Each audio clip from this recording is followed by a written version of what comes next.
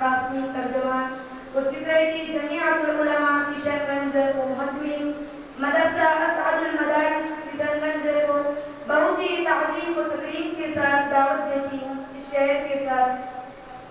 خوش آمدید تو آئے ہماری چوکھٹ پر، خوش آمدید تو آئے ہماری چوکھٹ پر، باہر جس کے قدم کا طواف کرتی ہے۔ حضرت والا تشریف لائے اور اپنے ناصحانہ کلمات سے ہم طالبات کو مستفیض فرمائیں۔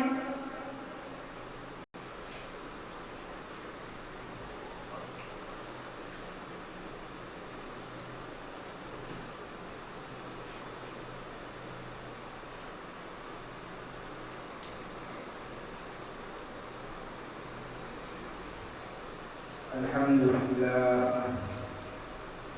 لله نحمده ونستعينه ونستغفره ونؤمن به ونتوكل عليه من يهده الله فلا مضل له ومن يضلل فلا هادي له ونشهد أن لا إله إلا الله وحده لا شريك له ونشهد أن سيدنا وسندنا وحبيبنا ومولانا محمدا عبده ورسوله وصلى الله تعالى عليه وعلى آله وصحبه وبارك وسلم تسليما كثيرا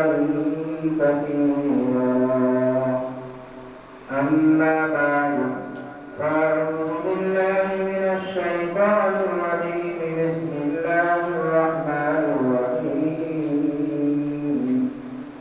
اقرأ باسم ربك الذي خلق صدق الله العظيم۔ عزیز طالبات، اللہ کے فضل اور اس ادارے کے ذمہ دار جناب قاری عبدالماجد صاحب دامت برکاتہ کی محبتوں اور عنایتوں کے سبب آج اس مدرسہ آمنہ البنات میں حاضری ہوئی اور آپ طالبات سے قرآن کریم، نورانی قاعدہ اور دیگر کتابوں کو سننے کا موقع ملا۔ آپ طالبات نے خصوصیت کے ساتھ جس انداز سے قرآن کریم پڑھا تو الحمدللہ دل سے دعا نکلی آپ کے لیے، آپ کے ادارے کے لیے، آپ کے اساتذہ کے لیے اور اس ادارے کے ذمہ داران کے لیے۔ قرآن کریم کو پڑھنا اور اچھا پڑھنا دونوں مطلوب ہے۔ قرآن کریم کی تلاوت بھی مطلوب ہے اور قرآن کریم کو اچھے انداز سے پڑھنے کا حکم دیا گیا۔ اللہ تعالیٰ کا ارشاد ہے وَرَتِّلِ الْقُرْآنَ تَرْتِيلًا، کہ قرآن کو ترتیل کے ساتھ، تجوید کے ساتھ عمدہ انداز سے پڑھو۔ آقا و مولا فخر عالم جناب محمد رسول اللہ صلی اللہ علیہ وسلم نے ارشاد فرمایا زین القرآن بأصواتکم، کہ قرآن کو اپنی آواز سے، جو آواز اللہ نے دی ہے اور وہ ترنم اللہ نے دیا ہے، اس ترنم سے، اس آواز سے، اس لب و لہجے سے قرآن کو سجاؤ، قرآن کو سنوارو۔ تو قرآن کو عمدہ انداز میں پڑھنے کا حکم بھی ہے اور شریعت میں یہ مطلوب بھی ہے۔ لڑکوں کا قرآن اچھا پڑھنا یہ معروف ہے اور آسان ہے، لیکن بچیوں کا قرآن اچھے انداز سے پڑھنا اس طور پر کہ ہر حرف اپنے مخرج سے ادا ہو، ہمارے علاقے میں یہ مشکل سمجھا جاتا ہے، مگر ماشاءاللہ اس مشکل کو ہمارے قاری صاحب نے آسان تر بنا کر کے دکھایا، تو بڑی خوشی ہوئی کہ آپ وہ علم حاصل کر رہی ہیں جس علم کو حاصل کرنے کا حکم اللہ تعالیٰ نے دیا ہے، اور وہ دین آپ سیکھ رہی ہیں جس دین سے اللہ راضی ہے، جس دین سے کون راضی ہے؟ اللہ راضی ہے۔ رضیت لکم الاسلام دینا، اللہ تعالیٰ کا حکم ہے، اللہ تعالیٰ کا ارشاد ہے کہ میں تمہارے لیے دین اسلام سے راضی ہوا، یعنی جو اسلام میں رہے، اسلام کی تعلیمات حاصل کرے، اللہ تعالیٰ اس سے راضی ہے۔ اللہ اس سے کیا ہے؟ اللہ اس سے راضی ہے۔ آپ جو علم حاصل کر رہی ہیں جس سے اللہ راضی ہے، جس علم میں عزت ہے، جس علم میں عزت ہے، سربلندی ہے، آپ کے لیے بھی اور آپ کے والدین کے لیے بھی اور آپ کے خاندان کے لیے بھی اور اس سماج اور سوسائٹی کے لیے بھی جس سے آپ تعلق رکھتے ہیں، ان سب کے لیے عزت کی، افتخار کی، مسرت کی اور خوشی کی بات ہے۔ نبی اکرم صلی اللہ تعالی علیہ وسلم جب اس دنیا میں تشریف لائے، آپ کی بعثت ہوئی، حضور کہاں تشریف لائے؟ مکہ مکرمہ میں۔ کہاں تشریف لائے؟ مکہ مکرمہ میں تشریف لائے۔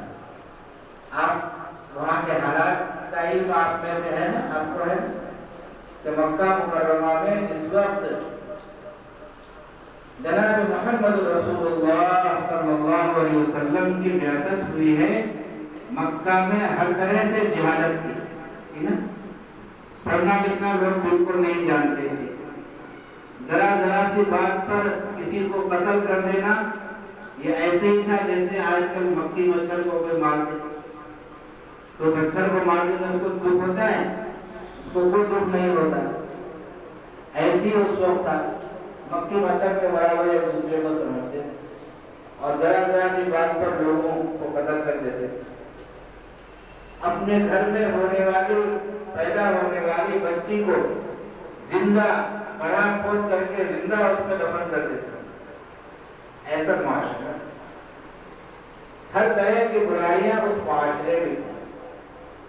تو جب حضور اکرم صلی اللہ علیہ وسلم اس دنیا میں تشریف لائے، آپ کو نبوت ملی، تو اللہ تعالیٰ نے یہ نہیں کہا کہ یہ تمہارے معاشرے میں شراب بہت عام ہو گیا ہے، شراب کو بند کرو، قتل کو لوگ معمولی سمجھتے ہیں، اس کی قباحت بیان کر کے لوگوں کو قتل سے روکو اور یہ کام کرو، یہ کام کرو، یہ کام کرو، بلکہ حکم کیا دیا؟ پہلی آیت کیا نازل ہوئی؟ اقرأ باسم ربک الذی خلق، یہی کہا نا، قرآن کی سب سے پہلی آیت کیا ہے؟ اقرأ باسم ربک الذی خلق، اس رب کے نام سے پڑھیے جس نے پیدا کیا، اللہ کے نام سے پڑھیے۔ معلوم یہ ہوا کہ ہر طرح کی برائی، ہر طرح کی جہالت کا حل وہ کیا ہے؟ تعلیم ہے۔ وہ کیا ہے؟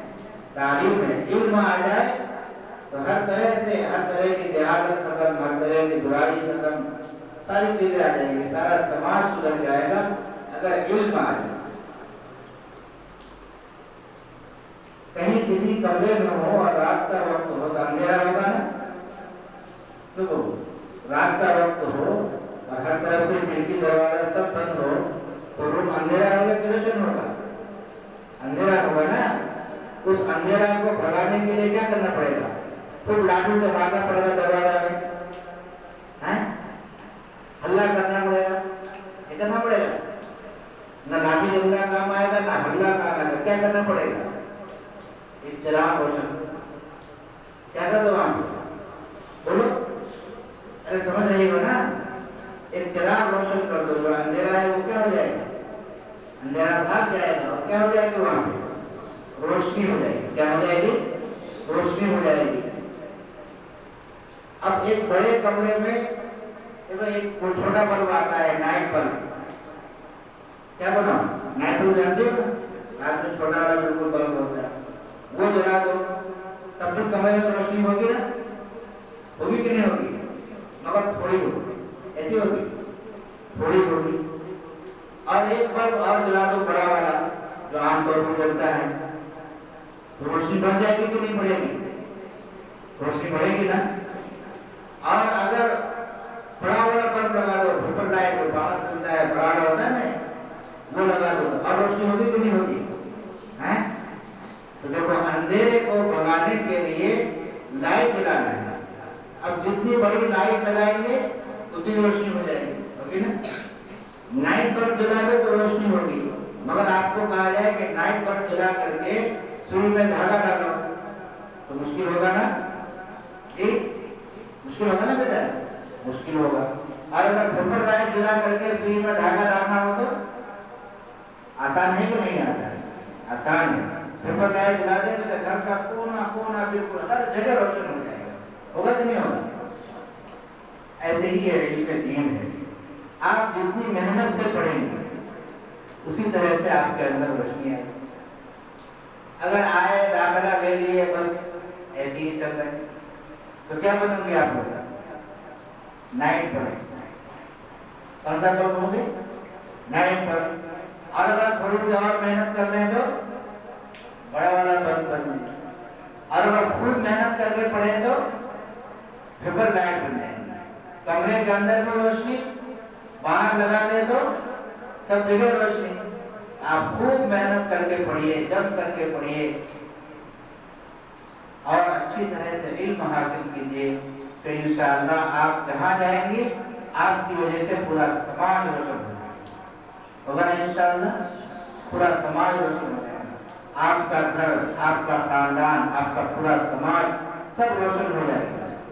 सब मिसाल देंगे कि देखो इंसान तो उस तरह से होना चाहिए, खातून तो वो है, लड़की तो फला की बेटी है, माशाअल्लाह मदरसा आमना बिन बनास से पढ़ करके आई है, तो इतनी समझदार है कि हर वक्त पाबंदी के साथ नमाज पढ़ती है, रोजा भी रखती है और पर्दा भी करती है, हंसी मजाक नहीं करती है, माँ बाप का अदब और एहतराम करती है, अपने भाई बहनों के साथ मोहब्बत और प्यार से पेश आना।